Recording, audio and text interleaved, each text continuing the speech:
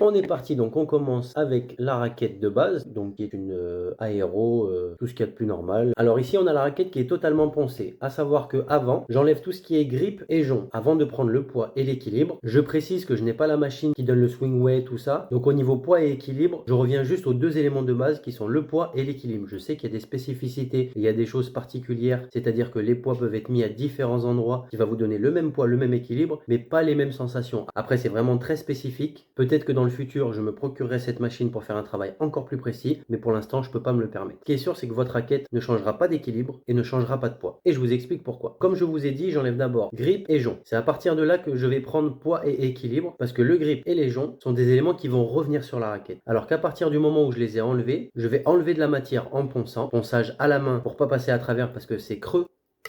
C'est très fin, donc je peux pas me permettre de prendre une machine, sauf exceptionnellement parfois dans ces endroits-là, là, très bien cachés, on retrouve souvent au padel, mais j'y vais vraiment doucement. C'est pour ça que c'est très très long et que c'est un travail très minutieux. Et comme ça, une fois le travail terminé, c'est à ce moment-là que je vais prendre le poids et l'équilibre pour pouvoir comparer avec mes données du début et remettre la raquette comme il faut. Et maintenant que ça fait plusieurs années que je me suis lancé et que c'est maintenant mon activité principale, je sais combien je dois enlever pour finir juste en dessous, jamais au-dessus, parce que si je suis au-dessus, je pourrais pas renlever du poids. Donc je fais en sorte de toujours finir en dessous, entre -2 et -10 grammes. Comme ça, je sais qu'à l'aide de petites bandes de plomb, donc ici j'en ai mis quelques-unes dans le manche et ici au niveau de la tête de raquette, pour revenir au poids et à l'équilibre d'origine. Donc tout ça, je le montre pas en vidéo parce que c'est pas forcément important, mais c'est fait à chaque projet. Et d'ailleurs, les personnes sont notifiées du poids avant et après, et je leur dis tout de A à Z. Je ne leur cache rien. Ici, on a la raquette qui est bien poncée, donc forcément, on voit qu'à l'emplacement des joncs, c'est plus dur d'accès et c'est pas forcément utile parce que c'est des endroits qui seront masqués. Et à ce niveau-là de ponçage, je sais que j'ai enlevé assez de poids pour commencer le travail. L'étape d'après, c'est une couche que vous avez sûrement dû voir quand vous avez raclé votre raquette plusieurs fois sur un shop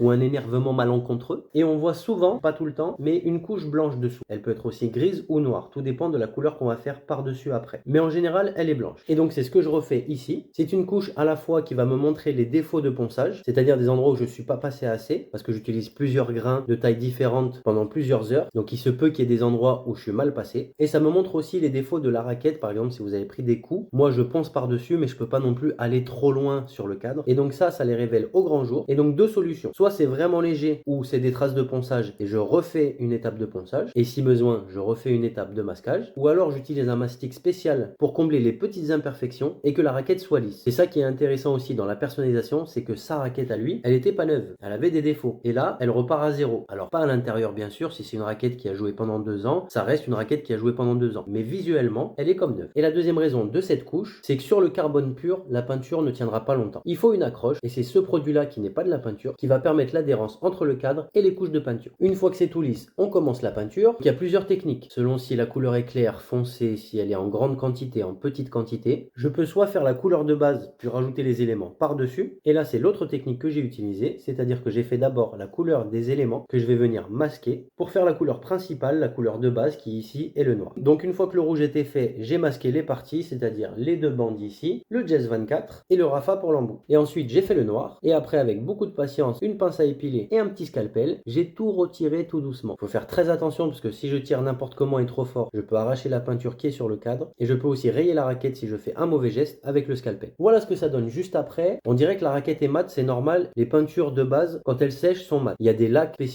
qui sont peinture plus vernis mélangé qui vont donner un effet brillant direct. Mais sinon, la plupart des peintures, une fois sèches, si vous avez déjà utilisé des Posca, c'est pareil. Quand vous faites la peinture, ça brille, c'est encore liquide. Mais quand ça sèche, ça devient mat. Donc ici, c'est pareil. Et là, c'est une fois que j'ai tout enlevé. Donc les deux bandes, le Jazz et le Rapha. Et donc ici, on voit que j'ai fait le vernis brillant. C'est en train de sécher. C'est un petit peu long. À savoir que le vernis brillant, le séchage, c'est 2 jours. Et moi, je profite de ces 2 jours-là quand j'ai d'autres projets. Et ben, je commence ces projets-là en quinconce, le temps du séchage. Et donc, une fois que le vernis est séché, on passe au poids et à l'équilibre. Donc, comme je disais au début, sans le grip, sans les joncs, pour savoir d'où je suis parti et pouvoir vérifier où j'en suis. Et ici, je crois que j'étais à -5 ou -6 grammes à peu près. Ensuite, j'ai pris l'équilibre pour savoir s'il fallait que je mette plutôt vers le manche, plutôt vers le cœur. Si c'est le cas, je vais les mettre tous les joncs ici pour pas casser le design, ce serait dommage. Après, je peux les mettre par là. On est encore plutôt vers le milieu de la raquette. Et après, ici, on a beaucoup de place pour en mettre dessous. Et là, c'était le cas. Il fallait que je règle l'équilibre, mais si je prenais les 5-6 grammes et que je les mettais tous là, ça allait pas. Si je les mettais tous là, ça allait pas non plus. Donc, j'ai séparé en 2 morceaux jusqu'à trouver le bon équilibre. Puis après vient l'étape assez longue de remettre les joncs. Parfois, ils sont bien ouverts à cause des nœuds, donc il faut les remodeler pour qu'ils puissent repartir repasser dans l'autre sens. Après avoir fait ça, on passe au vernis. Donc ici, il m'avait demandé un vernis brillant. Voilà, on peut voir sur l'avant, sur la tranche et l'embout de la raquette. Et donc ici, nous avons la raquette une fois que j'ai remis les joncs. Alors pas le grip parce que là, il me l'avait envoyé toute nue. Il avait préféré l'enlever lui, donc aucun souci, hein, ça c'est vous qui voyez. Donc il n'y avait pas de grip quand il me l'a envoyé, donc je la laisse comme ça. Voilà, écoutez, pas plus de spécificité. Maintenant, je vais préparer le colis pour envoyer ça direction la Belgique. Encore merci à toi Jez pour ce deuxième projet et je sais très bien qu'il y en a un troisième qui arrive et qui va être